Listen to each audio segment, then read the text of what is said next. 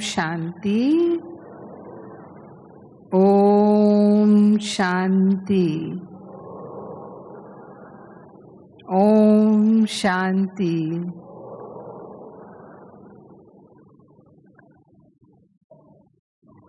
हम सभी प्यारे बाबा से मिलन मनाने के लिए अपने मीठे घर मधुबन में पधारे हैं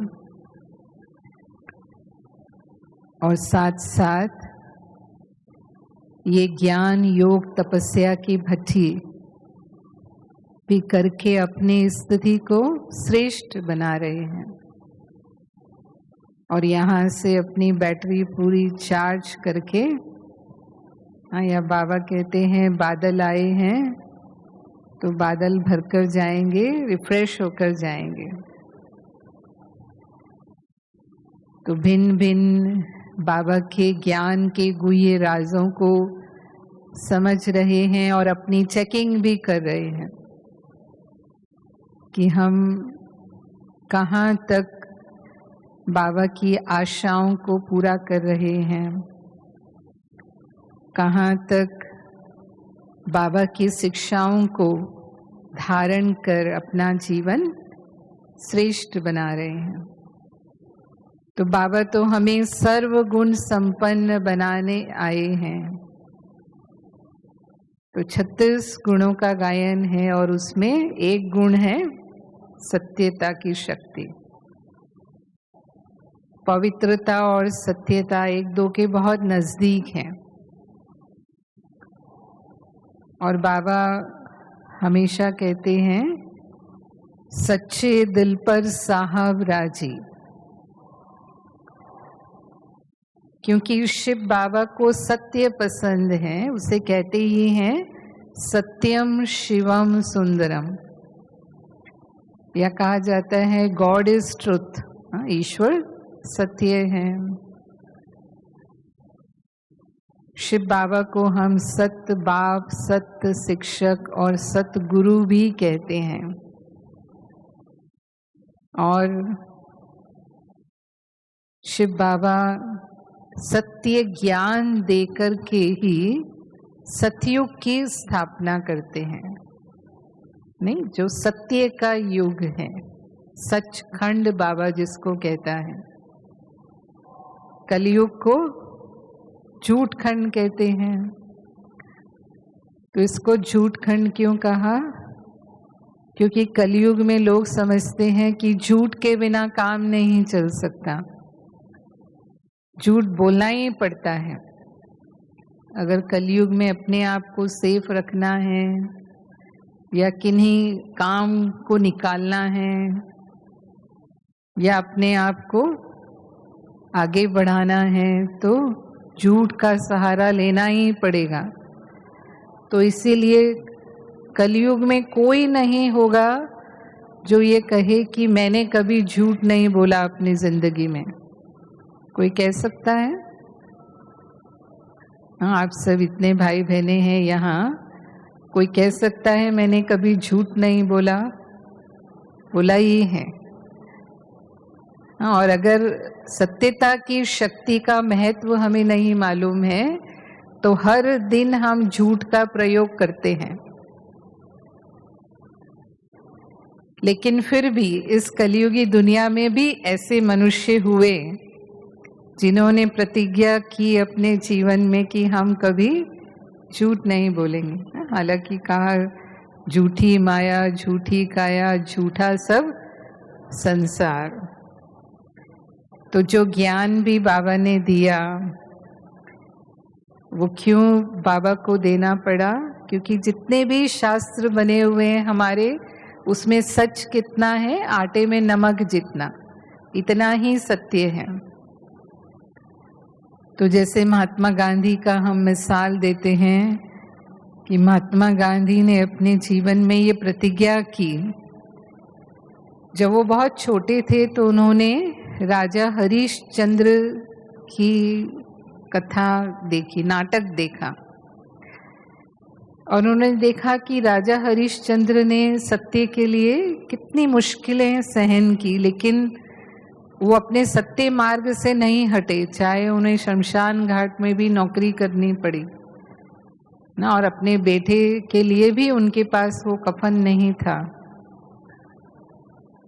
तो वो देखकर वो इतना प्रभावित हुए कि उस समय उन्होंने प्रतिज्ञा कर ली कि मैं कभी अपने जीवन में झूठ नहीं बोलूँगा। और इसलिए उन्होंने जो आत्मकथा भी लिखी, अपनी बायोग्राफी लिखी, उसका नाम रखा सत्य के साथ मेरे प्रयोग। और महात्मा गांधी जी ने जो आंदोलन चलाया उसे सत्याग्रह कहते हैं। तो बचपन की घटना, ऐसे तो बहुत सारे प्रसंग हैं उनके जीवन के, लेकिन एक प्रसंग है कि जब वो पढ़ते थे स्कूल में, तो एक बार इंस्पेक्शन हो रहा था और बच्चों को कुछ इंग्लिश शब्द दिए गए जिनकी स्पेलिंग लिखनी थी। तो बाकी सब शब्दों की स्पेलिंग तो लिख ली, लेकिन एक केटल शब्द की स्पेलिंग उन्होंने गलत लिखी। तो उनके टीचर जो चक्कर लगा रहे थे, उन्होंने देखा कि सब बच्चों की स्पेलिंग सही है, सिर्फ जो मोहन है, उनका नाम मोहनदास था, कि मोहन की जो स्पेलिंग है केटल की वो गलत है। अब क्योंकि उनके क्लास के प्रेस्टिज का प्रश्न था, प्रतिष्ठा का प्रश्न था, तो उन्होंने उसको इशारा किया, मोहन को इशारा किया कि तुम देखो आगे वाले लड़के ने सही स्पेलिंग लिखी है, उसकी नकल करके अपनी स्पेलिंग ठीक कर लो। लेकिन उसने ध्यान नहीं दिया। दूसरी बार फिर उन्होंने इशारा किया, जो चक्कर लगाया तो, लेकिन फिर भी उसने नकल नहीं की, और जो गलत था, मतलब उसको नहीं आता था, उसको वैसे ही रहने दिया। तो निश्चित है कि उनकी क्लास का जो नंबर था वो थोड़ा पीछे चला गया, क्योंकि एक स्टूडेंट ने स्पेलिंग पूरी ठीक नहीं लिखी। तो इंस्पेक्शन पूरा होने के बाद टीचर ने थोड़ा गुस्से से कहा कि मैंने तुमको इशारा भी किया कि तुम देखकर सही कर लो, तुमने क्यों नहीं सही किया? तो उसने कहा कि सर, मैंने अपने जीवन में प्रतिज्ञा की है कि मैं ईमानदारी से ही चलूँगा, तो मैं कोई भी गलत तरीके से अपनी स्पेलिंग सही नहीं करना चाहता था, इसीलिए मैंने वो नकल नहीं की। और ऐसे ही दादी जी, हमारी दादी प्रकाश मणि दादी जी, क्योंकि उनके समीप हमें रहने का सौभाग्य मिला है, तो जूरिस्ट कॉन्फ्रेंस जब होती थी, जूरिस्ट माना जहाँ जिसमें लॉयर्स आते हैं, और इस पेशे को तो माना ही ऐसा जाता है कि बिना झूठ के तो वकालत होती ही नहीं है।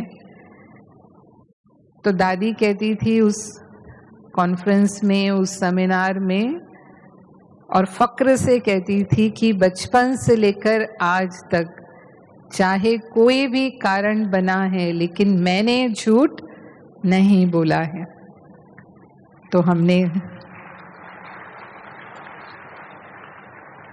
तो मैं अब तक सिर्फ 2 ही लोगों का मिसाल जानती हूँ जो अपने जीवन में ये दावा करते हैं कि हमने कभी झूठ का सहारा नहीं लिया, चाहे कितनी ही मुश्किलें क्यों ना आए हों।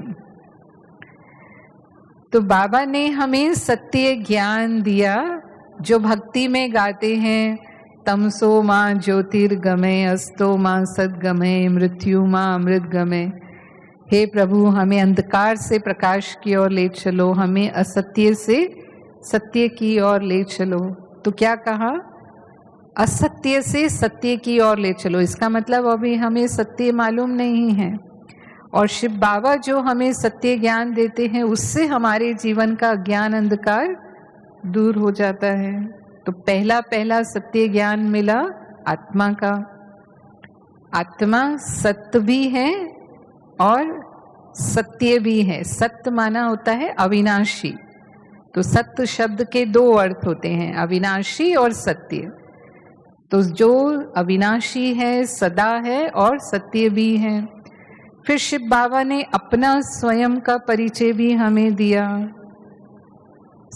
फिर तीसरा, इस पूरे सृष्टि चक्र का आदि मध्य अंत का ज्ञान हमें समझाया कि आत्मा पूरे चक्र में 84 जन्म लेती है, 84 लाख योनियों में नहीं जाती है।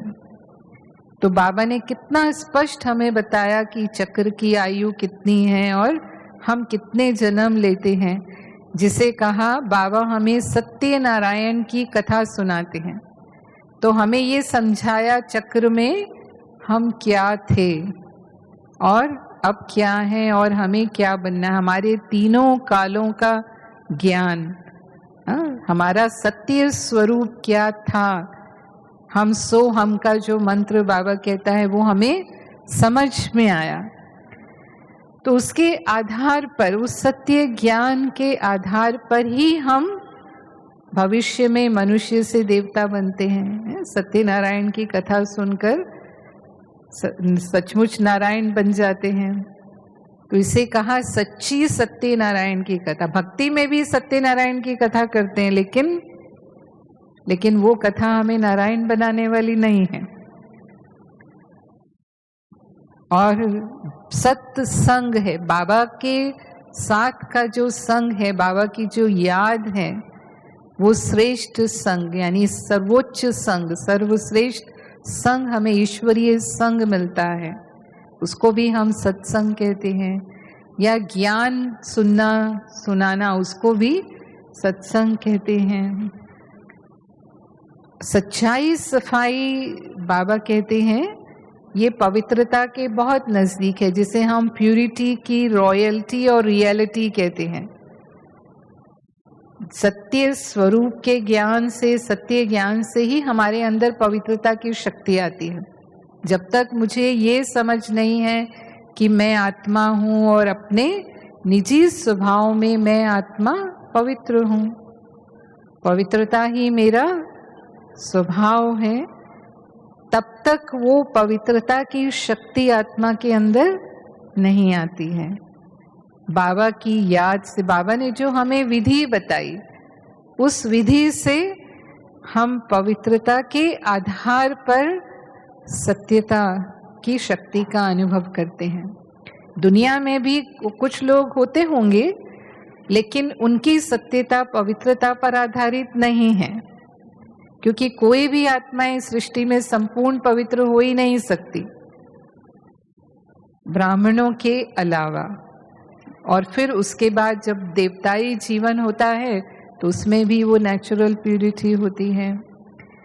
तो बाबा कहते हैं सच्चाई सफाई, अर्थात हम बाबा के साथ सच्चे रहें, फिर आपस में भी जब हम व्यवहार में, संबंध में आते हैं तो भी हम सच्चे रहें। एक दो के प्रति हमारा दृष्टि, वृत्ति, कृति, उसमें सच्चाई सफाई हो, संबंध में भी। तो बाबा के साथ सच्चे रहना, बाबा साकार मुरलियों में हमें कहते हैं, बहुत बार ये मुरलियों में आता है कि अगर हमसे कोई भूल हो गई, अभी कल परसों ही मुरली में था, तो हमें बाबा को सच सच सुना देना है और माफ़ी ले लेनी है, तो हमारा आधा माफ हो जाएगा। तो क्यों सुनाने की विधि रखी? कई सोचते हैं भगवान को तो पता ही है ना, वो तो जानता ही है कि हमने क्या किया है, तो सुनाने की क्या ज़रूरत है। लेकिन जब हम सुनाते हैं तभी हमें रियलाइजेशन होता है, और जब रियलाइजेशन होता है तभी हम परिवर्तन करते हैं। तो हमारे अंदर वो शक्ति अपने आप को बदलने की तब आती है। और इसीलिए बाबा हमें रोज चार्ट रखने के लिए बोलते हैं। तो चार्ट रखते हैं, क्या कहेंगे? जो रोज चार्ट लिखते हैं, है ना, सोने से पहले सारे दिन में, क्योंकि हम सभी पुरुषार्थी हैं, तो श्रीमत के विरुद्ध कोई कर्म हमसे ना हो ऐसा तो होता नहीं है। कोई ना कोई भूल गलती हम सबसे होती ही है। तो अगर हमने रात को सोने से पहले बाबा को चार्ट दे दिया तो अपने आप ही हमने बाबा को सुना दिया, बता दिया। हाँ, तो जो समझते हैं कि हम लिखते हैं सोने से पहले चार्ट, वो हाथ उठाएं। अच्छा, बहुत गिनती के हाथ उठे हैं। अच्छा, जो लिखते नहीं हैं लेकिन बाबा को सुना देते हैं, सुना के सोते हैं, अच्छा वो काफी हैं। और जो किसी में भी हाथ नहीं उठा रहे, उन्हें क्या करना है, आज से ही बाबा को अपना चार्ट जरूर देना है। सोने से पहले हम बाबा को अपना चार्ट दे करके सों। तो ये बाबा के साथ सच्चे, तो बाबा के दिल को हम जीत लेते हैं। फिर दूसरा, आपस में जब हम व्यवहार में आते हैं तो एक दो के प्रति जो मेरा भाव है वही मेरे व्यवहार में आए। पर आज इंसान की आदत क्या होती है, कलयुगी मनुष्यों की, वो अंदर कुछ और होते हैं, बाहर कुछ और होते हैं। जो अंदर में वो आपके लिए सोचते हैं, बाहर ऐसा व्यवहार नहीं करेंगे। बाहर में अच्छा व्यवहार करेंगे, आपसे मीठा बोलेंगे, और जैसे ही पीठ पीछे किसी दूसरे से आपकी बात करेंगे तो ग्लानि की बातें, आपकी बुराई की बातें। फिर वो ऐसा तो बातें वहां तक तो रहती नहीं है, घूम फिर करके उसके पास जरूर आ जाती हैं, और जब आएंगी तो संबंधों में कड़वाहट जरूर होगी। वो उनको जरूर महसूस होगा कि हमने तो इनके बारे में ऐसा नहीं सोचा था। और इसको कहावत के रूप में क्या बोलते हैं दुनिया में, मुख में राम और बगल में, व्यवहार कैसा करते हैं, सामने तो बहुत अच्छे अच्छे हैं और पीठ पीछे कैसा करते हैं। तो ऐसा व्यवहार से व्यक्ति अपना विश्वास खो देता है। आपस में ही हमारे संबंध बिगड़ जाते हैं, तो सोचिए भगवान कैसे पसंद करेगा जब हम ऐसा व्यवहार करेंगे किसी से। कोई इंसान को भी पसंद नहीं आता कि हम किसी के साथ धोखा करें, किसी के साथ हम हेरा फेरी करें, कपट करें। इसको छल कपट करना भी कहते हैं। माना जो हम कहते हैं पीठ पीछे हम कुछ और करते हैं, उसका उल्टा ही करते हैं। तो भगवान को भी ऐसा व्यवहार पसंद नहीं है। तो जितना हमारी आपस में सच्चाई सफाई होती है एक दो के प्रति, भाव में भी हम एक दो के प्रति साफ होते हैं, तो उतना ही संबंधों में समीपता होती है। समीपता का आधार ही है सच्चाई और सफाई। अगर मन में कुछ और रखते हैं, वो वृत्ति तक पहुंच जाती है। सूक्ष्म स्तर पर भी हम आपस में एक दूसरे से मिलते हैं तो वो सामने वाले को पता चल जाता है, और वो भले ही रहते एक घर में होंगे लेकिन फिर भी मन नहीं मिलेंगे। फिर भी दिल की बात करने में उनसे महसूस होगा कि इनसे नहीं करनी चाहिए, ये इन पर विश्वास नहीं कर सकते, तो दूरी रहेगी। मतलब मन की दूरी, भले रह साथ में रहे हैं लेकिन मन से दूर होंगे। और सच्चाई सफाई के लिए बाबा कहते हैं कि अगर सच्चाई सफाई है हमारे अंदर तो हम सदा हर्षित रहेंगे। सच तो बीठो नच, बाबा कहते हैं। वो सदा ही निर्भय होगा, निश्चिंत होगा, बेफिक्र होगा, क्योंकि सच बोलने वाले को कभी भी बातें नहीं बनानी पड़ती। वो कहते हैं ना, एक झूठ के पीछे 100 झूठ बोलने पड़ते हैं, और याद भी रखना पड़ता है कि मैंने क्या झूठ बोला। फिर अगर दोबारा वो बात सामने आई तो कई बार लोग ऐसे करते हैं कि अपने को बचाने के लिए 2 प्रकार से झूठ बोलते हैं दुनिया में। एक तो अपना नाम, मेरे से कोई गलती हो गई और सामने आ गई मानो, और मेरे को कहा गया, पूछा गया, तो तुरंत झूठ बोल देंगे। क्योंकि अगर मैंने मान लिया, अगर मैंने सच स्वीकार कर लिया तो मेरा नाम खराब हो जाएगा। क्योंकि जो मेरा मान है, सम्मान है, वो किन्हीं कारणों से, गुणों से है, और जो मेरे से गलती हो गई उससे सिद्ध हो रहा है कि मेरे अंदर तो ये कमी है, गुण नहीं है। तो हम उसको नहीं मानते और सिद्ध करना शुरू कर देते हैं कि नहीं, ऐसे नहीं, ऐसे हुआ, या किसी दूसरे को भी ब्लेम करना शुरू कर देते हैं। तो बाबा कहता है अच्छा ठीक है, कई बातें बनाने में बहुत होशियार होते हैं। माना वो झूठ बात को इतना चतुराई से सच सिद्ध करेंगे कि सामने वाला समझेगा कि ये बिल्कुल ही सच बोल रहे हैं, इनके जैसा तो सच्चा कोई है ही नहीं। और जो सचमुच सच्चा होगा उसको झूठ सिद्ध कर देंगे। वो अपना सच बोलना भी चाहेगा तो माना उसके अंदर वो सच बोलने की इतनी चतुराई नहीं है, तो वो भले भी सच्चा होगा तो भी उसको ही झूठा मान लिया जाएगा, और जो झूठ बोल रहा है उसको सच्चा मान लिया जाएगा। तो ठीक है, आपने अपना नाम बचा लिया। तो बाबा कहते हैं कि यहाँ तो हमने अपने आप को बचा लिया, क्योंकि हो सकता है कि मनुष्य आत्माओं से तो हम छिपा लेंगे, उन्हें सच का ना पता चले, लेकिन क्या भगवान से छिपा सकते हैं या अपने आप से भी छिपा सकते हैं? हमको तो मालूम होता है ना सच्चाई अंदर में। तो इसीलिए शिव बाबा के दिल से उतर जाते हैं, क्योंकि बाबा को तो मालूम है, और फिर अपने आप में भी हम वो खुशी का अनुभव नहीं करते, क्योंकि अपना दिल खाता रहता है कि मैंने ये किया, मैंने ऐसे किया। क्योंकि जब सत्य ज्ञान है तो असत्य के भी नॉलेज हमें होती है, सत्य ज्ञान होने के बाद।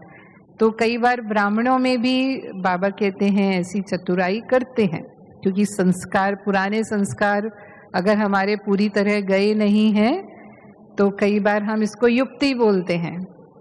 अब युक्ति बोलते हैं तो जैसे कहा कि दूसरी तरह से भी हम कई बार कि अब मानो सब घर में ज्ञान में नहीं चलते हैं, और उस समय उसके कारण हमें झूठ बोलना पड़ता है, क्योंकि हम सेंटर पर आना चाहते हैं क्लास करने के लिए, या मधुबन आना चाहते हैं भट्टी करने के लिए, या कोई भी ऐसे प्रोग्राम के लिए हम मधुबन आना चाहते हैं, लेकिन घर वालों से हमें वो छुट्टी नहीं मिलती है। तो यहाँ पर हम बोलते हैं, मानो आप सेंटर जाना है तो बोलेंगे बाजार जा रहे हैं या किसी से मिलने जा रहे हैं, जो भी, और वहाँ जाने की बजाय कहाँ गए हम सेंटर पर।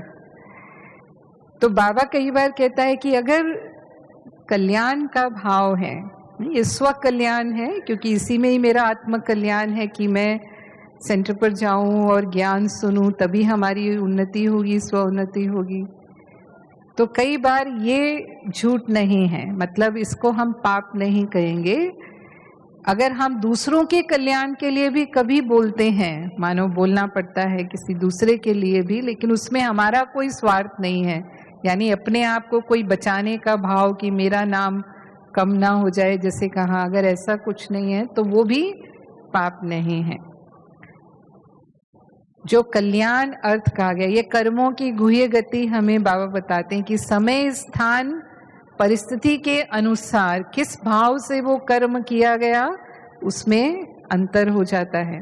तो अगर वो कल्याण के भाव से है तो फिर नहीं। मानो मधुबन भी हम झूठ बोलकर आ गए, अब होता है तो बहन ने कहा मैं मायके जा रही हूँ, और मायके तो गई, लेकिन मायके से 4 दिन निकाल करके कहाँ आ गई, मधुबन भी आ गई। तो ये हमने अपनी उन्नति के लिए जो किया, अपने कल्याण के लिए किया। लेकिन मानो घर में कोई नुकसान करता है, बच्चा है नुकसान करता है, और आपको पता चलता है, आप पूछते हैं तो वो झूठ बोल देगा, झूठ बोलेगा कि नहीं नहीं मम्मी मैंने नहीं किया ये, क्योंकि उसको पता है कि अगर मैंने सच बोल दिया तो माँ मारेगी या माँ डांटेगी, जो भी, तो उस डांट से बचने के लिए उसने झूठ बोल दिया। तो यहाँ पर हमारा डबल हिसाब किताब बनता है कि एक तो हमारे डर के कारण बच्चे ने झूठ बोला, अगर हमारी डांट का, मार का डर नहीं होता तो वो सच बता देता ना। और फिर ऊपर से अगर हम गुस्सा करते हैं कि किया नुकसान और फिर भी झूठ बोल रहा है, तो गुस्सा आ जाता है, इसने झूठ बोला ना इसलिए मैंने गुस्सा किया। तो अगर मैंने गुस्सा भी किया तो फिर वो डबल हो गया। फिर कई कहते हैं जी हम तो बिजनेस करते हैं, और बिजनेस तो बिना झूठ के होता ही नहीं है। आज के ज़माने में अगर हमें प्रॉफिट कमाना है, कुछ मुनाफा कमाना है, तो थोड़ा बहुत तो करना ही पड़ता है। तो बाबा की श्रीमत क्या है कि बिजनेस में हम थोड़ा बहुत कर सकते हैं, क्योंकि जो भी बिजनेस करते हैं, सभी तो बिजनेस नहीं करते, कुछ तो नौकरी भी करते हैं, पर नौकरी करने में भी कई बार लोग रिश्वत लेते हैं या ना लेन देन करते हैं, तो वो भी गलत है।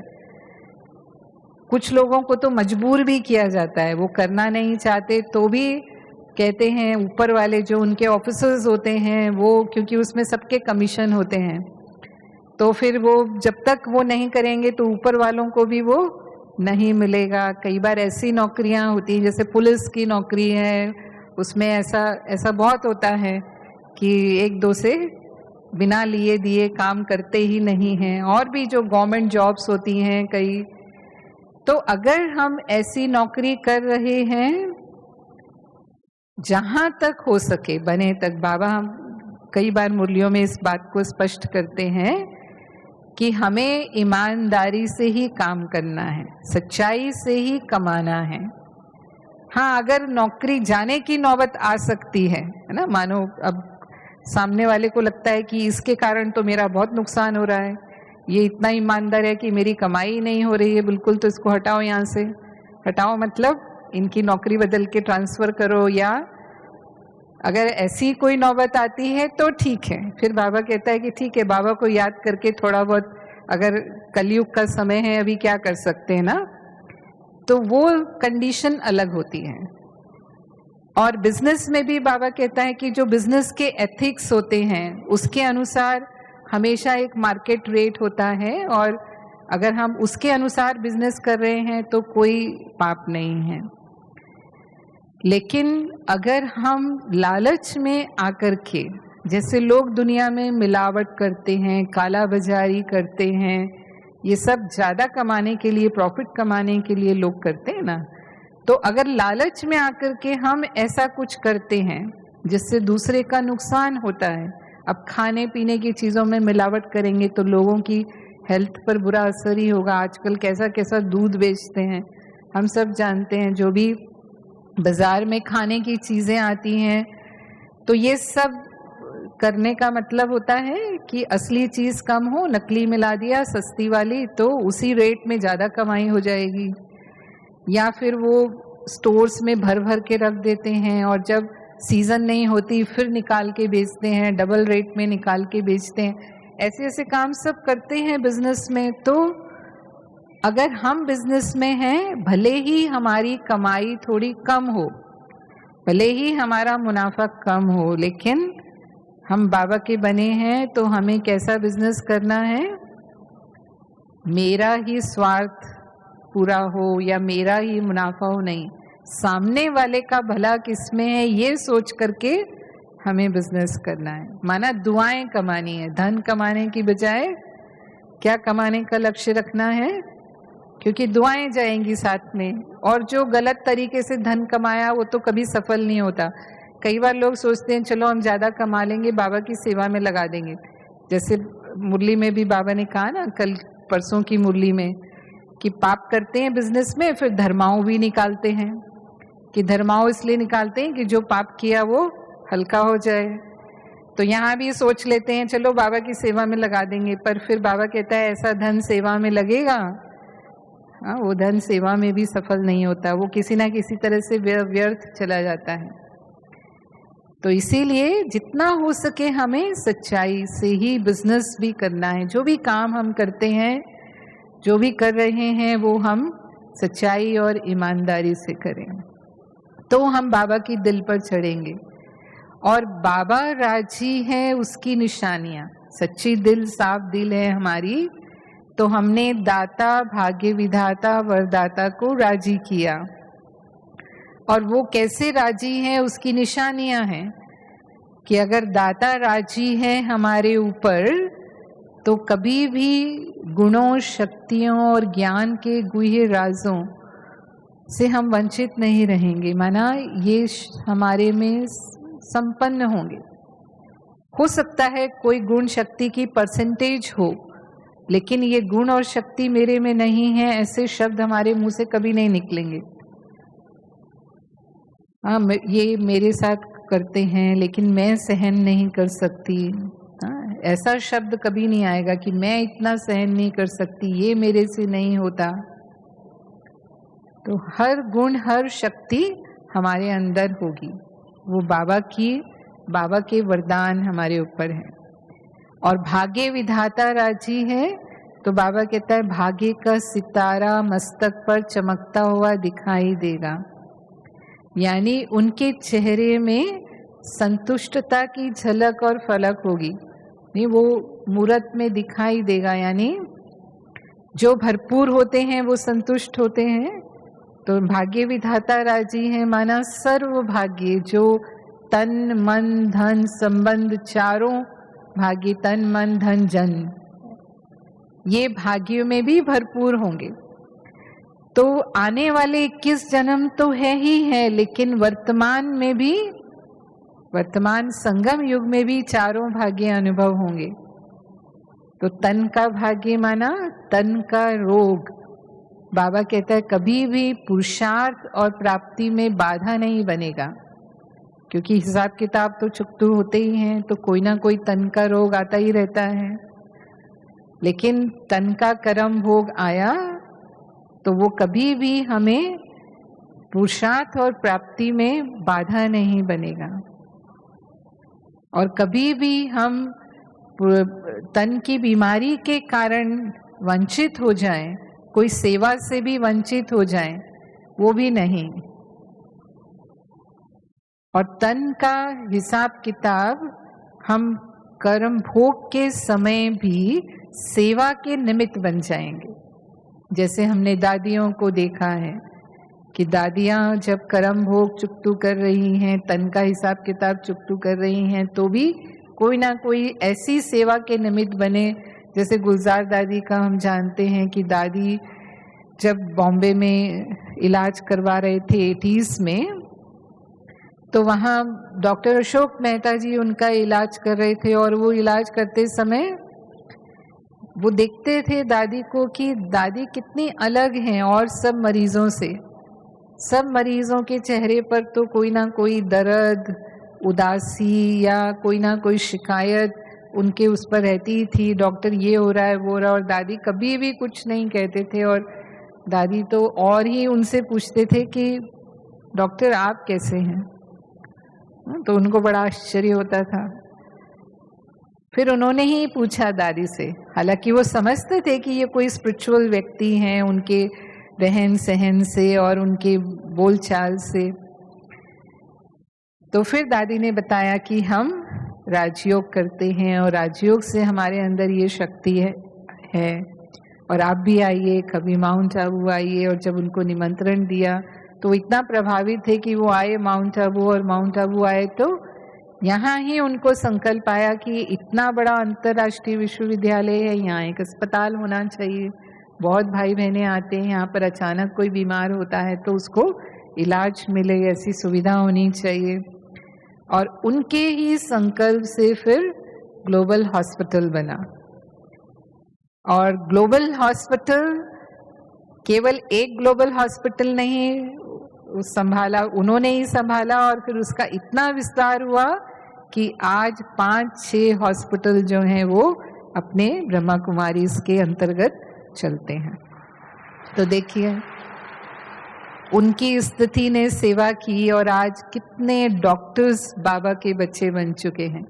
वो एक आत्मा, विशेष आत्मा निमित्त बनी, और इतने उसके बाद डॉक्टर्स आते रहे बाबा के यहाँ, बाबा के घर में, बाबा के कार्यक्रम में।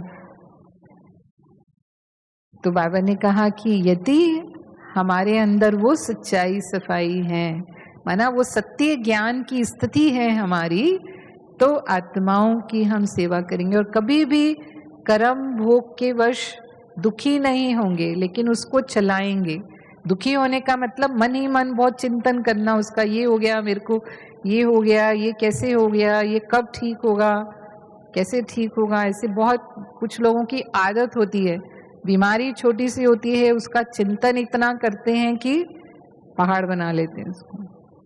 तो सचमुच बीमारी बढ़ने लगती है, क्योंकि हमारे मन का भी संबंध हमारे शरीर के साथ है।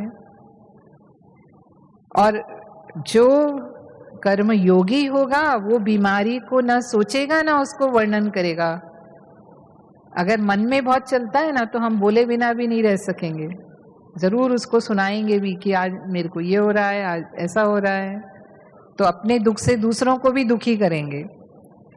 लेकिन कर्म योगी हैं तो इतनी पावर है कि न तो बीमारी का चिंतन न उसका वर्णन, क्योंकि हम बीमारी कॉन्शियस नहीं होते, सोल कॉन्शियस होते हैं। और जब सोल कॉन्शियस होते हैं तो बाबा की दुआएं हमें मिलती हैं और वो कर्म भोग सूली से कांटा हो जाता है, जल्दी खत्म हो जाता है। वो बीमारी अपने आप ही थोड़े समय में विदाई ले लेती है। ऐसे बहुत बाबा के बच्चों के अनुभव होते हैं कि यहाँ तक कि असाध्य बीमारी भी जो डॉक्टर कह देता है कि भाई नहीं ठीक हो सकती, वो भी कर्म योगी बन करके साक्षी होकर के अपना हिसाब किताब चुकतू करते हैं, तो ऐसी बीमारियां भी ठीक हो जाती हैं। फिर मन का भाग्य होता है कि मन सदा हर्षित रहेगा, क्योंकि जब हम सर्व प्राप्ति संपन्न हैं तो उसकी प्रारब्ध है ही खुशी, और जब सर्व प्राप्ति संपन्न है तो इच्छा मात्रम अविद्या की स्थिति का अनुभव करते हैं। भरपूर होता है तो उसको इच्छा नहीं होती है। जैसे हम कहेंगे पेट भरा हुआ है तो और नहीं खा सकते, हम बोलेंगे नहीं नहीं अभी नहीं खाएंगे। तो ऐसे ही मन से भरपूर है, मन से संपन्न है, तो कभी भी किसी व्यक्ति वैभव की तरफ हमारी बुद्धि नहीं जाएगी। तभी इच्छा मात्रम अविद्या की स्थिति हम कहेंगे, और मन सहज ही मन मनाभाव हो जाएगा। जब भी बाबा की याद में बैठेंगे मन आसानी से बाबा में एकाग्र हो जाएगा, क्योंकि एक बाप दूसरा न कोई, ये मन की स्थिति है। तो ये मन का भाग्य हमें अनुभव होता है कि सहज योगी हैं, जहाँ भी जब भी चाहें बाबा से योग लगाना चाहे, सहज बाबा में मन लग जाता है। और फिर धन का भाग्य है, सबसे बड़ा धन तो बाबा ने ज्ञान धन दिया हमें, जो अविनाशी धन है, और एक एक रतन लाखों रुपए का है बाबा कहता है। और वो ज्ञान धन ही हमारी कमाई का साधन है। Knowledge is source of income, है ना। लेकिन साथ साथ स्थूल धन भी चाहिए, क्योंकि वो भी आवश्यकता है, निर्वाह के लिए स्थूल धन भी चाहिए। तो बाबा हमेशा कहते हैं कि ब्राह्मण जीवन में हमको रहने खाने के लिए जितना आराम से हम चलते रहें, उसके लिए जितने धन की आवश्यकता है वो हमें मिलेगा, उसकी कमी नहीं पड़ेगी कभी भी। लेकिन आप सोचो कि मैं करोड़पति हो जाऊं ब्राह्मण जीवन में, तो वो उसके लिए बाबा नहीं करेगा, क्योंकि बाबा को पता है कि अगर करोड़पति हो गए तो क्या होगा, माया चांस ले लेगी। और इसीलिए बाबा मुरलियों में कहते भी हैं कि बाबा गरीब निवास है, गरीब ही साहूकार बनते हैं, और जो आज के करोड़पति हैं वो बाबा के बच्चे नहीं बनते, और ना ही वो अपना धन लगा पाते हैं। तो फिर ऐसे करोड़पति बनना है क्या। और फिर सेवा के लिए हमें धन चाहिए, तो बाबा कहता है सेवा के लिए भी अगर सच्ची दिल है, क्योंकि सेवा में भी दोनों बातें होती हैं, कई बार स्वार्थ होता है और कई बार हम सच्ची दिल से बाबा की सेवा करना चाहते हैं।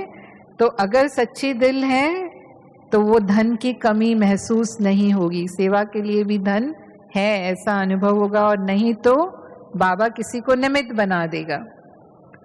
और ये भी हमने अनुभव किया अपने जीवन में भी, कई बार ऐसी सेवाओं के अवसर आए जब लगता था, तो देखते थे कि पता नहीं कौन कहाँ से निमित्त बन जाता है, और खुद को ही आश्चर्य होता है कि ऐसा तो सोचा ही नहीं था कि ये आत्मा भी ऐसे समय पर सहयोग कर सकती है। तो बहनें जो सेवा करती हैं, या जो भी भाई बहनें, चाहे वो प्रवृत्ति में भी रहने वाले हैं, वो भी अनुभव करते हैं कि अगर सच्ची दिल है और हम जितना लगाना चाहते हैं बाबा की सेवा में, कहाँ ना कहाँ से वो धन हमारे हाथ में होता है और हम लगा पाते हैं। लेकिन अगर हम नाम मान शान कमाना चाहते हैं, फिर कुछ लोगों को ये भी होता है कि हम इतना धन सफल करेंगे ना तो हमको मान मिलेगा, हाँ बहन जी पूछेगी, या जो भी स्टेज पर बुलाया जाएगा, कई तरह से सोच सकते हैं। और जब इस तरह से अगर हम सेवा करते हैं तो जरूर हमारे पास धन होगा भी,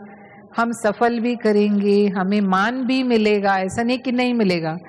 जो इच्छा है वो पूरी होती है, लेकिन बाबा कहता है वो आपने फल यहीं खा लिया। अगर मैंने यहीं नाम मान शान कमा लिया तो मैंने कच्चा फल खाया यहाँ, तो भविष्य जमा नहीं होता है उसका। हम सोचते हैं कि हमने इतना सफल किया बाबा की सेवा में, हमने जमा किया, लेकिन वो फिर जमा नहीं होता। इसीलिए गुप्त दान महापुण्य कहते हैं, तुरंत दान महापुण्य कहते हैं।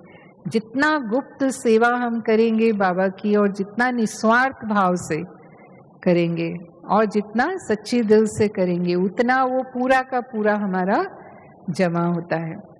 और यहाँ तक भी बाबा कहता है कि आप करेंगे उसके बाद भी आपका भंडारा और भंडारी और भी भरपूर हो जाएगा। कमी तो छोड़ो, लेकिन और ही वो भरपूर हो जाएगा। और जन का भाग्य अनुभव होगा, चाहे हम लौकिक संबंधों में हैं, चाहे अलौकिक संबंध में, ईश्वरीय परिवार में हैं। 95% आत्माओं से स्नेह सहयोग मिलेगा। 5% जो रह गए उसमें कभी को स्नेह देंगे वो, कभी हमारी परीक्षा भी लेंगे, क्योंकि इतनी आत्माओं से तो हमारा हिसाब किताब होता ही है। द्वापर युग से हम साथ साथ चलते आ रहे हैं। सतयुग त्रेता में तो हिसाब किताब नहीं बनता, लेकिन द्वापर से हिसाब किताब बनने लग जाते हैं। तो 5% आत्माओं से हमारा हिसाब किताब चुकत होता है, तो वो भी हमें शुभ भावना शुभ कामना से चुकतू करना है। ऐसा नहीं कि वो जैसा मेरे साथ कर रहे हैं हम भी उनके साथ वैसा ही करने लग जाएं। तो अगर हमने वैसा किया तो हमारा हिसाब किताब कई गुना हो जाएगा, समाप्त नहीं होगा। अगर समाप्त करना है ना, कहते हैं हिसाब के किताब को समाप्त करना है, तो फिर बाबा की श्रीमत अनुसार वो चाहे जैसे भी हैं, वो चाहे जैसा भी कर रहे हैं, हमारी कौन सी भावना होनी चाहिए? सदा शुभ भावना और कल्याण की भावना होनी चाहिए। तो कभी भी संबंधों में प्रश्नचित नहीं होंगे। अगर भाग्यवान हैं, बाबा हम पर राजी है, तो हम ये प्रश्न नहीं करेंगे ये ऐसा क्यों कर रहा है, ये ऐसा क्यों बोलता है, या इसको ऐसे होना चाहिए। माना वो जो सूक्ष्म घृणा भाव आ जाता है वो नहीं आएगा। हमेशा हम ये समझेंगे कि ये आत्मा का पार्ट है, ये इसका अपना पार्ट बजा रही है, माया के परवश है, और साक्षी होकर के हमें उसके पार्ट को देखना है, पार करना है। नहीं तो प्रश्नों में चले जाते हैं, और जब प्रश्नों में चले जाते हैं तो फिर बहुत व्यर्थ संकल्प, और व्यर्थ संकल्प की रचना एक बार कर ली, बाबा कहता है फिर अवस्था पर उसका असर आता है और बाबा से हमारा योग टूट जाता है। तो संबंधों में भी हमें जो भी हमारा रहा हुआ हिसाब किताब है उसे भी हमें सहज रूप से बाबा की श्रीमत अनुसार चुकतू करते जाना है। जब सत्यता की शक्ति हमारे अंदर होती है तो बाबा कहता है कि कितनी भी परिस्थितियां आ जाएं, जैसे ब्रह्मा बाबा के सामने आई, लौकिक जो भी समाज था उसके द्वारा भी, और चाहे ईश्वरीय परिवार के अंदर भी भिन्न भिन्न संस्कारों वाली आत्माएं थी, लेकिन क्योंकि एक बल एक भरोसा था बाबा का, तो बाबा ने सदा उस पर विजय पाई। और कभी भी सत्य ज्ञान से बाबा हटे नहीं। सबसे बड़ी जो बाबा में निर्भयता की पावर थी, बहुत लोगों ने कहा कि आप ये 2 बातें बोलना छोड़ दो, पवित्र बनो जैसे कहते थे, और शुद्ध भोजन सात्विक भोजन लेना। ये 2 ही हमारी धारणा ऐसी है जिसमें लोग थोड़ा सा मुश्किल महसूस करते हैं। तो वहाँ सिंध में बाबा को बोला कि बाबा आपका ज्ञान बहुत अच्छा है, आपका सत्संग बहुत अच्छा है, लेकिन ये सिर्फ आप थोड़ा सा ये कह दो कि पवित्र रहो, थोड़ा थोड़ा पवित्र रहो, पवित्र रहना ही है ऐसे मत बोलो। फिर दूसरी बात भी जो भोजन की, तो बाबा ने कभी उससे कॉम्प्रोमाइज किया? बाबा ने कभी भी नहीं। बाबा ने कहा, बाबा ने पहले तो कभी ये स्वीकार ही नहीं किया कि मैं कहता हूँ, शिव बाबा कहते हैं। शिव बाबा ही सतयुगी दुनिया की स्थापना करने आए हैं और बाबा ने जो श्रीमत दी है मैं भी उसी पर चल रहा हूँ। तो सभी को भी जो भी बाबा के पास आएंगे उन्हें उसी श्रीमत पर चलना है। कई बार हम ऐसा करते हैं, जब सबको ज्ञान सुनाते हैं, बाबा कहते हैं सत्य ज्ञान सुनाओ, लेकिन उसमें अथॉरिटी के साथ साथ नम्रता भी हो, स्नेह भी हो, शुभ भावना भी हो। तो जब उसमें स्नेह और नम्रता होगी तो सामने वाले को ये नहीं लगेगा कि ये कोई अभिमान में अपनी बात कह रहे हैं या बहुत नशे से अपनी बात कह रहे हैं, लेकिन उनको लगेगा हमारे कल्याण के लिए ये बात कही गई। ऐसी बात तो हमने कभी सुनी ही नहीं पहले। अब जैसे सर्वव्यापी का ज्ञान है तो इतना स्पष्ट रीति से कभी कोई इस बात को कह ही नहीं सकता जितना बाबा ने हमें समझाया कि शिव बाबा परम धाम निवासी हैं। हाँ, या जो भी और हमारे ज्ञान की सत्य बातें हैं, जैसे 84 लाख जन्म वाली बात है, या गीता का भगवान कौन, वो बात जो हम लोगों को स्पष्ट करते हैं।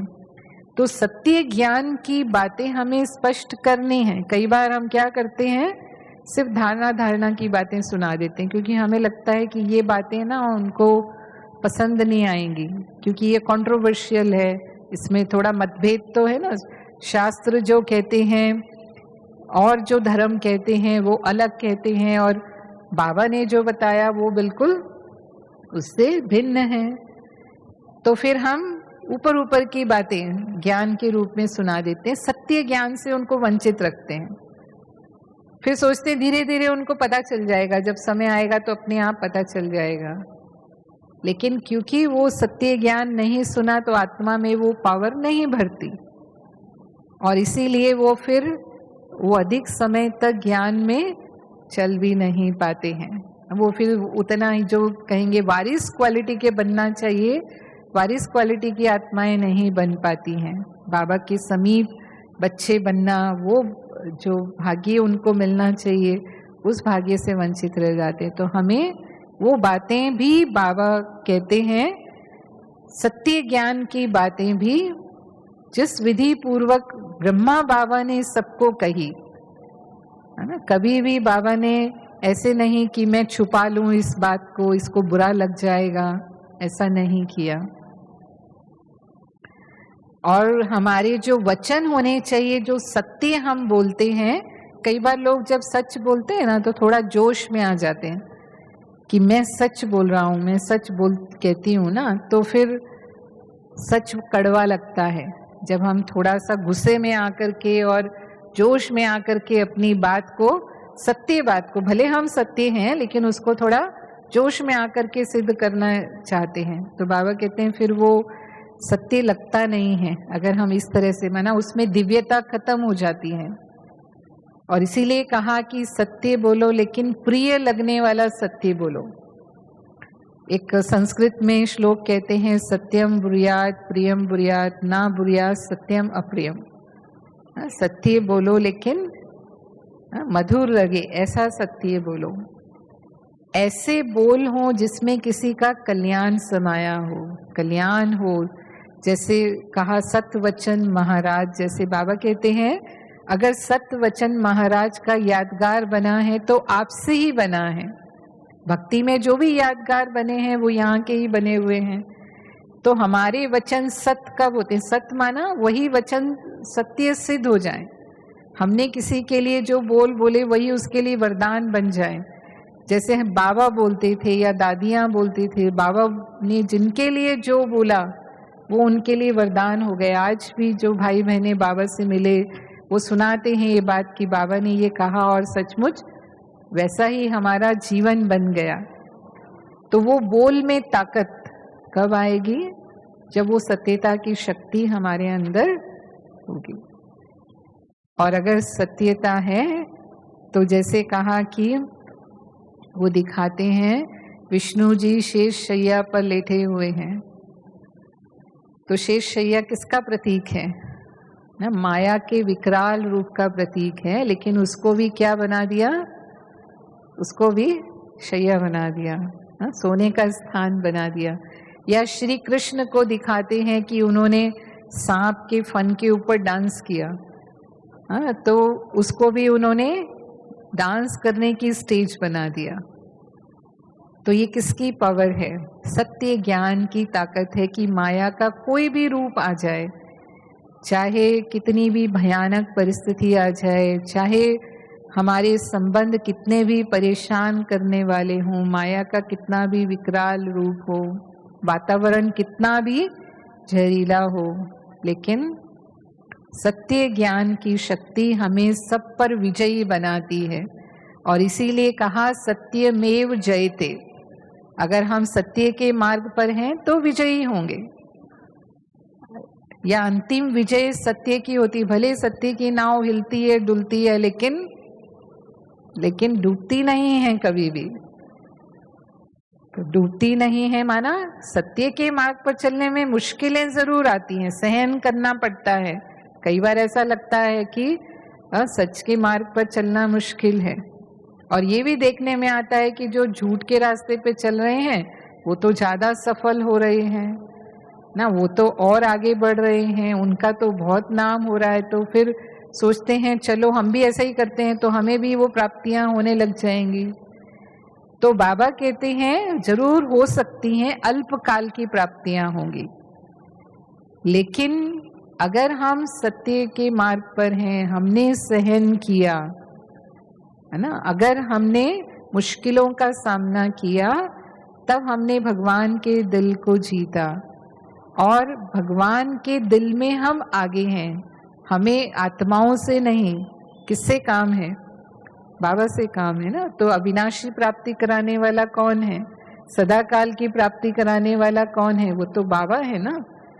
तो अभी हमने वो विजय पाई, तो पूरे कल्प के लिए हम विजयी हो जाते हैं। और उनकी विजय वो सिर्फ अल्पकाल की विजय, थोड़े समय का वो मौज करते हैं, और बाद में जब सच सामने आता है तो क्या गति होती है। दुनिया में भी ऐसा ही होता है ना, जब सच सामने आता है, मानो किसी का घोटाला पकड़ा जाता है, तो घोटाला जब तक नहीं पकड़ा गया तब तक तो मौज करते हैं वो, क्योंकि कमाया है बहुत, उससे मौज करते हैं। और जब पकड़े जाते हैं तो फिर बदनामी होती है, वो तो है ही है, उसके साथ साथ जेल और जो भी सजा मिलती है वो सब सजा भोगनी पड़ती है। तो इसलिए सच सामने आता ही है, देर है अंधेर नहीं, जैसे कहते हैं ना, भगवान के घर में देर है लेकिन अंधेर नहीं है। तो जब वो सच सामने आएगा तो वो अल्पकाल की प्राप्ति खत्म, वो वहीं समाप्त हो जाती है। तो इसीलिए हमें हमेशा अपने जीवन में सत्यता की शक्ति के आधार पर ही कर्म करने हैं, व्यवहार करना है, और सच्चे बाबा के साथ सदा ही सच्चे बनकर चलना है। तो उसके दिल तख्त नशीन हम अनुभव करेंगे और हमेशा महसूस करेंगे कि बाबा के वरदानों से ही पल रहे हैं, चल रहे हैं और उड़ रहे हैं। ओम शांति।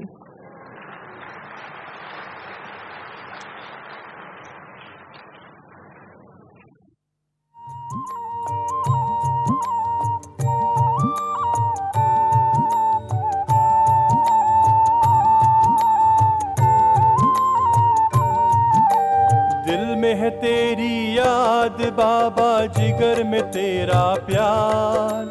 दिल में है तेरी याद बाबा, जिगर में तेरा प्यार। तेरी श्रीमत और शिक्षाएं जीवन का आधार। तेरी श्रीमत और शिक्षाएं जीवन का आधार। दिल में है तेरी याद बाबा, जिगर में तेरा प्यार। तेरी श्रीमत और शिक्षाएं जीवन का आधार।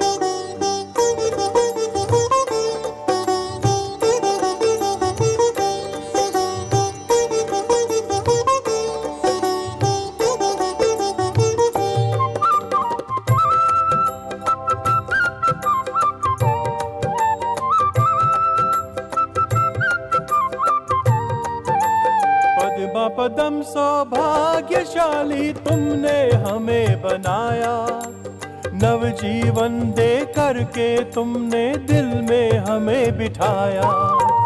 पद्म पदम सौभाग्यशाली तुमने हमें बनाया, नवजीवन दे करके तुमने दिल में हमें बिठाया।